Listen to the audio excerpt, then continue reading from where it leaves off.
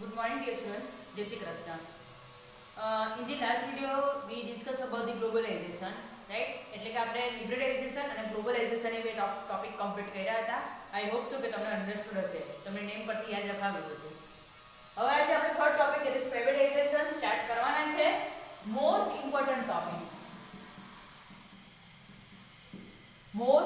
Topic આ તમને 3 માર્ક્સમાં પૂછી શકે છે અને 5 માર્ક્સમાં પણ પૂછી શકે છે, રાઈટ? અને એની અંદરના જે ક્વેશ્ચન્સ અમુક આવે છે જે તમને 1 માર્ક્સમાં બી એનો મીનિંગ પૂછી શકે છે. એટલે આજનો જે વિડિયો છે, બરાબર, એ મોસ્ટ ઇમ્પોર્ટન્ટ છે, એટલે જોઈ લેજો અને એના પોઈન્ટ્સ જે છે તે નોટ ડાઉન આજે ને આજે જ કરી લેજો તમે. પ્રાઇવેટાઇઝેશન મીન્સ જેવી રીતે આપણે વર્ડ પરથી યાદ રાખતા જેવી રીતે જ રાખીએ, પ્રાઇવેટ, બરાબર, જે પબ્લિક એન્ટરપ્રાઇઝ છે એનું શેમાં કન્વર્ટ કરવાનું છે? હવે આપણે પ્રાઇવેટ એન્ટરપ્રાઇઝમાં કન્વર્ટ કરવાનું છે.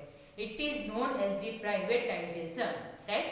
આપણે જોયું હતું કે પ્રાઇવેટાઇઝેશન કરવાથી બેનિફિટ શું થશે કે લોકો પોતાનો બિઝનેસ સ્ટાર્ટ કરશે, રાઈટ? પ્રાઇવેટાઇઝેશન ધેટ મીન્સ કે જે બિઝનેસ એન્ટરપ્રિન્યોર જે આપણે જોયા હતા, બરાબર, જે 4 ફેક્ટર ઓફ પ્રોડક્શનમાં જે એન્ટરપ્રિન્યોર જોયું હતું આપણે, તે લોકો પોતાનો બિઝનેસ સ્ટાર્ટ કરશે, રાઈટ? અને એ લોકો એમ જ વિચારશે કે ક્યાં મને વધારે ને વધારે બેનિફિટ મળે, રાઈટ? ક્યાં કોમ્પિટિશનમાં આગળ વધો અને ક્યાં મને વધારે ને વધારે બેનિફિટ મળે.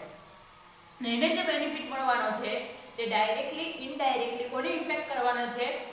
કન્ટ્રીઝ ઇકોનોમીને ઇમ્પેક્ટ કરવાનો છે, રાઈટ? એટલે કન્ટ્રીની ઇકોનોમી બી હઈ જવાની છે. So privatisation is also important for the economic reforms. જોઈએ, privatisation can take place in the following way, બરાબર? કઈ રીતે પ્રાઇવેટાઇઝેશન થઈ શકે તે? તો નંબર 1, થ્રુ ડિસઇન્વેસ્ટમેન્ટ, બરાબર. એની અંદર પાછો આ પોઈન્ટ મોસ્ટ ઇમ્પોર્ટન્ટ કે જેની વિશે જ આપણે આજે ડિસ્કસ કરવાના છે, ડિસઇન્વેસ્ટમેન્ટ, બરાબર. ડિસઇન્વેસ્ટમેન્ટ શું છે તે આપણે આગળ જોઈએ અને પછીના ટોપિકમાં. તો ડિસઇન્વેસ્ટમેન્ટના થ્રુ પ્રાઇવેટાઇઝેશન થાય છે. Number 2, by reducing the number of areas reserved for the investment only by the public sector, બરાબર. આપણે જોયું હતું કે પહેલા શું હતું, ઘણા બધા એવા સેક્ટર હતા કે જેની અંદરમાં ખાલી પબ્લિક સેક્ટરને જ વેલકમ હતું, બરાબર. એટલે ઘણા બધા એવા એરિયાઝ હતા, લાઈક તમને કીધું તો બેંક છે, ટેલિકોમ ઇન્ડસ્ટ્રી છે, બરાબર, ટેલિકમ્યુનિકેશન, આપણે BSNL ની વાત કરી હતી કે ભારત સંચાર નિગમ લિમિટેડ, બરાબર, પહેલા ગવર્નમેન્ટ અંડરમાં જ હતું. હવે તો કેટલું અલગ અલગ, રિલાયન્સ જીઓ છે, વોડાફોન લઈ લો, આઈડિયા લઈ લો, જે હવે મર્જ થઈ ગયું છે VI, બરાબર. તેવી રીતે અલગ અલગ જેવા કેટલા બધા ટેલિકમ્યુનિકેશન ઇન્ડસ્ટ્રીમાં આવી ગયા છે, રાઈટ? તો હવે શું છે કે અમુક જે એરિયાઝ છે, બરાબર, કે જે પબ્લિક સેક્ટર માટે જ રિઝર્વ હતા, તેની અંદરમાં પ્રાઇવેટ સેક્ટરને બી એ લોકોએ વેલકમ કર્યું છે, બરાબર.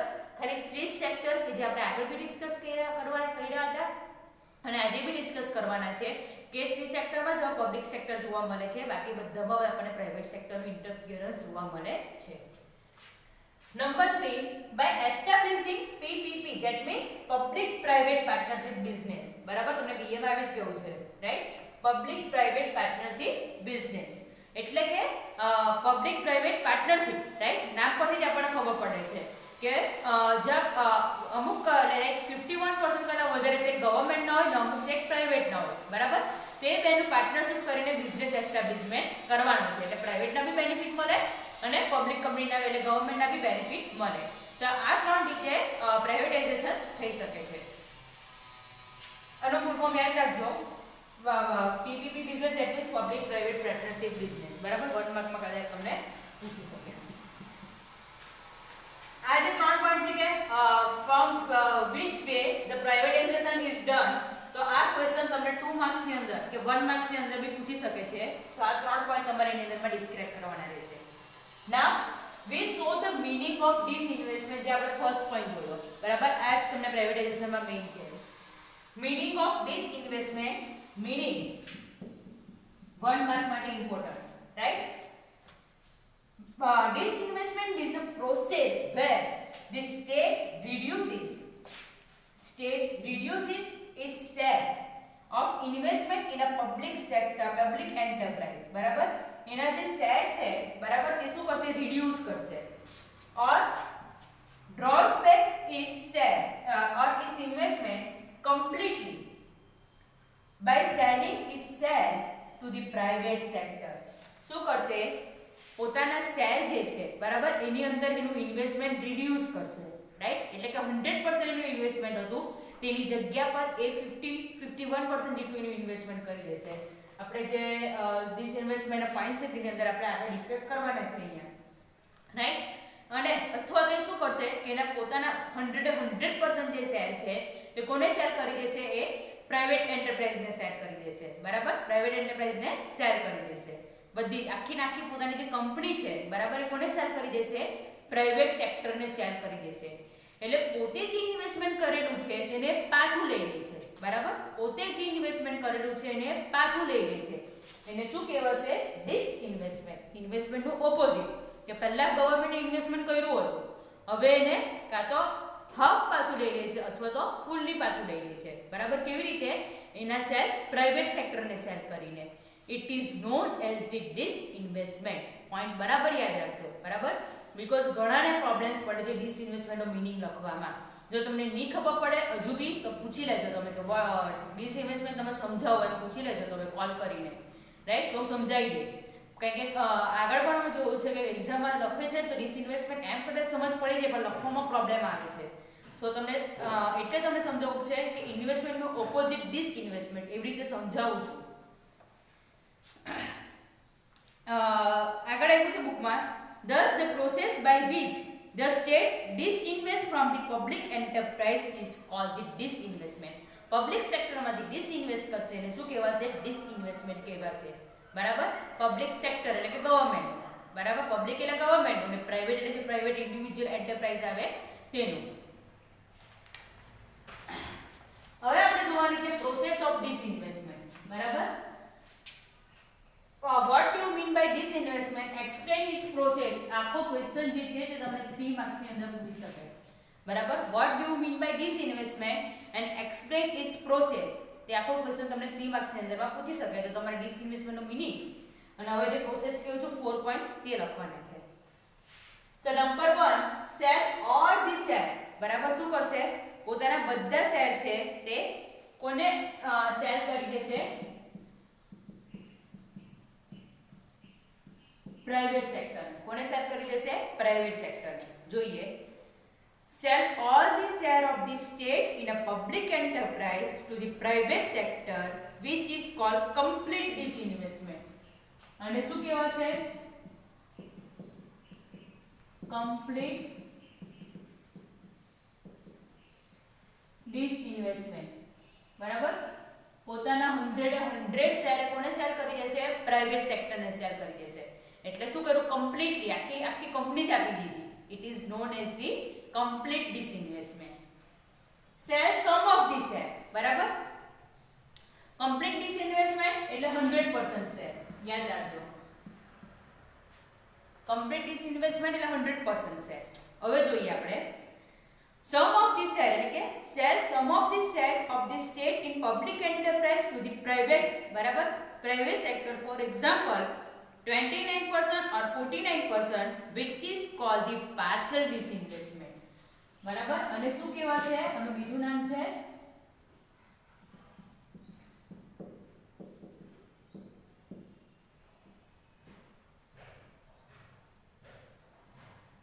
Partial disinvestment. બરાબર, પેલું કમ્પ્લીટ ડિસઇન્વેસ્ટમેન્ટ ના પાર્શલ એટલે કે 29%,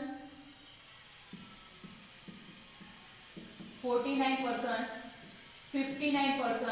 51%. બરાબર, એટલા શેર જો પ્રાઇવેટ ને સેલ કરશે તો તેને શું કહેવાશે, પાર્શલ ડિસઇન્વેસ્ટમેન્ટ. હવે એમાં બી પાછા ટાઇપ્સ છે, જોઈએ આપણે. If less than 51 share are transferred to the private sector, then it is called the minor disinvestment. બરાબર,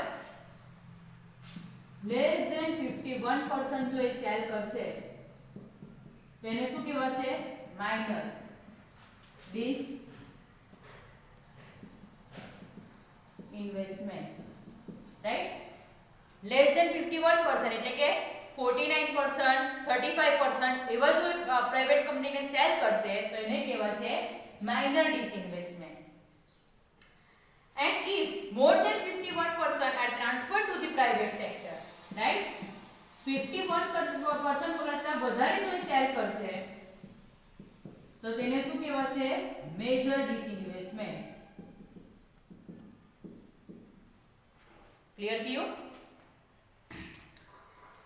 યાદ રાખજો 1 માર્કમાં પૂછી શકે છે. What do you mean by minor disinvestment and what do you mean by major disinvestment?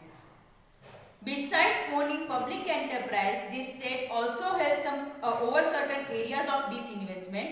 Certain areas of strategic importance and public utility services were not open for investment by private sector. બરાબર, અમુક એવી services જેવું પહેલા એવું હતું કે જે private sector માટે ઓપન નહીં હતું. However, after privatization in 1991, most of these areas were declared open for investment in private sector. બરાબર, 1991 પછી મોસ્ટલી બધા સેક્ટરમાં પ્રાઇવેટ સેક્ટરને ઇન્વેસ્ટમેન્ટ કરવાની છૂટછાટ મળી છે. નેક્સ્ટ પોઈન્ટ જે નીચે તમને એક એક્ઝામ્પલ આપ્યું છે બેન્કિંગ, એજ્યુકેશન, કોમ્યુનિકેશન એટલે જે આપણે BSNL ની વાત કરી હતી, transportation are now open for private and foreign investment. Banking બરાબર, આપણને ICICI છે, કોટક બેંક છે, બરાબર, એ બધી કયા સેક્ટરની બેંક છે? પ્રાઇવેટ સેક્ટરની બેંક છે. એજ્યુકેશનની વાત કરો તો તમે જે સ્કૂલમાં ભણો છો, બરાબર, એ બી સ્કૂલ આપણી કેવી સ્કૂલ છે? પ્રાઇવેટ સેક્ટરની સ્કૂલ છે. કોમ્યુનિકેશન, રાઈટ, આપણે રિલાયન્સ જીઓ છે, આફ્ટર દેટ VI છે, એટલે કે હવે મર્જ થઈ ગયું એટલે કીધું છે, વોડાફોન આઈડિયા, રાઈટ, એ બધા કેવા છે? પ્રાઇવેટ સેક્ટર છે. ટ્રાન્સપોર્ટેશનમાં આપણે બસની વાત કરીએ, બરાબર, તો GSRTC સિવાય બી આપણે પ્રાઇવેટ બસ રન કરે છે, બરાબર, આપણે પ્રાઇવેટ ટેક્સી લઈએ છીએ, તે બધી કેવી છે? પ્રાઇવેટ સેક્ટર થઈ ગયું. પહેલા એની અંદરમાં પ્રાઇવેટને વેલકમ નહીં હતું, બરાબર, આપણે બસની બી વાત કરીએ તો બસ પહેલા આપણને GSRTC ની જોવા મળતી, બટ હવે પ્રાઇવેટ કંપનીની બી બહુ બધી બસીસ જોવા મળે છે આપણને. સો એ બધા આપણે પ્રાઇવેટ સેક્ટર માટે વેલકમ કર્યા છે અને ફોરેન ઇન્વેસ્ટમેન્ટ માટે બી વેલકમ કર્યા છે. હવે આ પોઈન્ટ આપણે લિબરલાઇઝેશનમાં બી જોઈ ગયા છે, પાછું જોઈએ. નાઉ only the areas atomic energy, minerals related to atomic energy and railways are reserved for investment by public sector. બરાબર, ખાલી આ ત્રણમાં જો આપણે ખાલી ગવર્નમેન્ટના અંડરમાં જોવા મળે છે, બીજા બધામાં આપણે પ્રાઇવેટ પણ જોવા મળે છે. બટ ફ્યુચરમાં એવા ઘણા ચાન્સીસ છે, મોસ્ટલી રેલવેમાં બી પ્રાઇવેટ સેક્ટર હવે જોવા મળવાનું છે. ઓટોમિક એનર્જી અને મિનરલ્સ રિલેટેડ ઓટોમિક એનર્જી એ પ્રાઇવેટ સેક્ટરને નહીં આપી શકે બીકોઝ એના ડિસએડવાન્ટેજીસ વધારે છે, બરાબર, બધા એનો મિસયુઝ કરવાના ચાન્સીસ વધારે છે. સો આને એ લોકો પ્રાઇવેટના કંટ્રોલમાં નહીં આપી શકે. બટ રેલવેના ચાન્સીસ છે 99.99% ચાન્સીસ છે કે એમાં પ્રાઇવેટ સેક્ટર આવવાનું છે, રાઈટ. સો આ ત્રણ સેક્ટર અત્યારે તો રેલવે બી ગવર્નમેન્ટના કંટ્રોલમાં છે, સેન્ટ્રલ ગવર્નમેન્ટના અંડરમાં જ છે રેલવે. રેલવેની તમે ટિકિટ બી બાય કરો ને તો આપણે ખાલી 55 કે 60% જ ચાર્જીસ પે કરવાના હોય છે, બરાબર. એટલે જે આપણે જે ફેર પે કરીએ છીએ ને, રાઈટ, ચાર્જીસ જે આપણે પે કરીએ છીએ ને, બાકીના જે 45% કેટલા જે છે તે ગવર્નમેન્ટ પે કરે છે, રાઈટ, એ સેન્ટ્રલ ગવર્નમેન્ટના અંડરમાં છે. એટલે સો આ ત્રણ સેક્ટર છે એ બધામાં આપણને પ્રાઇવેટ સેક્ટર જોવા મળે છે. લાસ્ટ વન, આ જે પોઈન્ટ છે આફ્ટર ઇન્ડિપેન્ડન્સ નો પોઈન્ટ છે કે પબ્લિક સેક્ટરમાં રાઇઝિસ જોવા મળતું હતું, બરાબર, ઇન્ક્રીઝ જોવા મળતું હતું. બટ આફ્ટર 1991 એ જે ઇન્ક્રીઝ છે તે ઓછું જોવા મળ્યું, બરાબર. After 1991 they didn't rise significantly.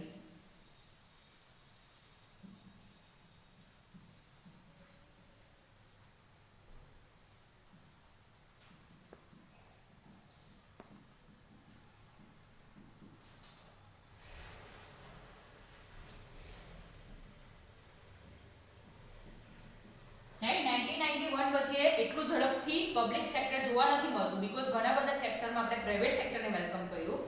જો તમને એની અંદરમાં ડેટા આપ્યા છે, અહીંયા લખું છું, માર્ચ 1951, બરાબર, માર્ચ 1951 5 પબ્લિક સેક્ટર એન્ટરપ્રાઇઝ હતા, બરાબર, 5 હતા, જે 1990 માં 233 થયા. 1990 માં 233 એટલે જોવા મળે કે 5 ને ડાયરેક્ટ 233 પબ્લિક સેક્ટર જોવા મળ્યા છે. બટ ઇન 2010, રાઈટ, 2010 માં ડિક્રીઝ થઈને પાછા 217 થઈ ગયા છે.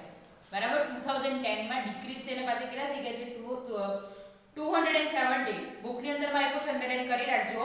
પોઈન્ટ નંબર 8.5.4 માં જે પેરેગ્રાફ આપ્યો છે તેમાં આ વસ્તુ આપી છે. and were around to 300 in 2015. 2015 માં પાછું ઇન્ક્રીઝ થઈને 300 થયા છે. The process of disinvestment from old enterprise continues while the state may also set up new enterprise. Disinvestment તો કન્ટિન્યુ ચાલે જ છે, પણ અમુક આપણને નવા પબ્લિક, કેમ કે જેવી રીતે પોપ્યુલેશન ને બધું વધે, બરાબર, જેવી રીતે ડેવલપમેન્ટ થાય તેવી રીતે પાછું અમુક ગવર્નમેન્ટ સેક્ટર બી એસ્ટાબ્લિશ થતા છે, એટલે પાછું ઇન્ક્રીઝ થઈને 300 થયા છે. બરાબર, ડિસઇન્વેસ્ટમેન્ટ તો થતું જ છે, પણ હવે આખા નવા એન્ટરપ્રાઇઝીસ એસ્ટાબ્લિશ થાય છે, રાઈટ. તો આ તમારા 4 પોઈન્ટ હતા, તે પ્રોસેસ ઓફ ડિસઇન્વેસ્ટમેન્ટ હતો, રાઈટ. આ મિનિંગ ઓફ ડિસઇન્વેસ્ટમેન્ટ. પ્રાઇવેટાઇઝેશન તો તમને મેઇન આટલું જ આપ્યું છે, બટ ડિસઇન્વેસ્ટમેન્ટ કેવી રીતે થાય તો તે વસ્તુ આપી છે. તો આ ક્વેશ્ચન આજનો જે વિડિયો છે તે તમે 2 ટાઈમ્સ જોઈ લેજો, રાઈટ. અને મેઇનલી આ જે ડિસઇન્વેસ્ટમેન્ટના પોઈન્ટ છે તે ફર્સ્ટ ને સેકન્ડ, રાઈટ. અને પોઈન્ટ્સ લખી દેજો. કોઈ બી ક્વેરીઝ કન્ફ્યુઝન હોય તો મેસેજ કે કોલ કરીને પૂછી લેજો. Thank you.